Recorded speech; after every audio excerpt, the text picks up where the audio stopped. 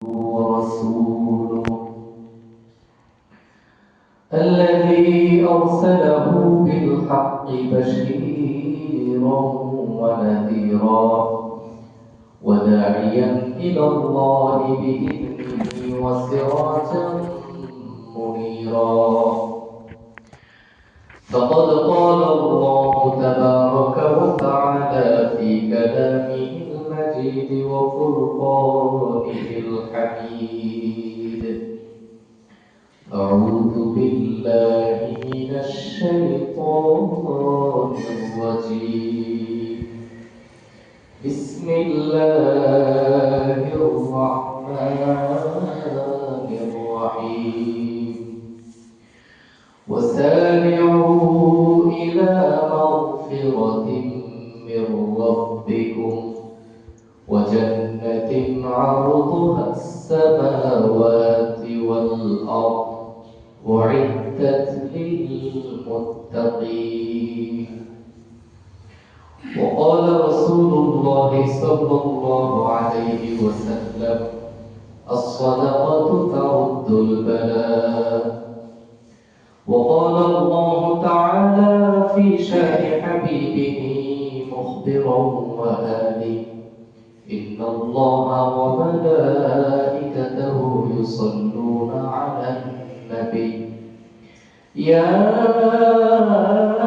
أيها الذين آمنوا صلوا عليه وسلموا تسليما. اللهم صل على سيدنا مولانا محمد وعلى آله سيدنا شافعنا محمد।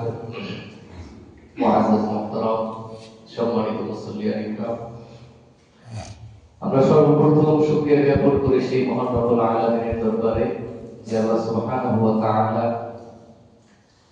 পবিত্র মাহে রমজানের দ্বিতীয় জুমায় আমাদেরকে মসজিদে সমবেত হওয়ার তৌফিক এনায়েত করেছেন, সুযোগ করে দিয়েছেন। আমরা সেই মহামনিবের দরবারে কালিমাতুল শুকর আদায় করি, বলি আলহামদুলিল্লাহ। দুরূদ ও তাসলিম পেশ করি বিশ্ব মানবতার মুক্তির দূত সাইয়্যিদুল মুরসালিন মুহাম্মদুর রাসূলুল্লাহ সাল্লাল্লাহু আলাইহি ওয়াসাল্লাম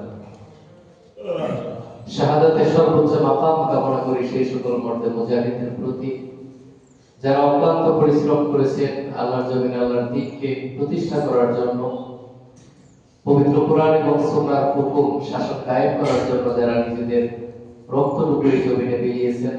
আল্লাহ সুবহানাহু ওয়া তাআলা তাদেরকে জান্নাতের সর্বোচ্চ আসন দান করুন, আমিন। এবং আমাদেরকে আল্লাহ সুবহানাহু ওয়া তাআলা তার দ্বীনের একনিষ্ঠ খাদেম হিসেবে, মুখলিস খাদেম হিসেবে কবুল করুন, আমিন।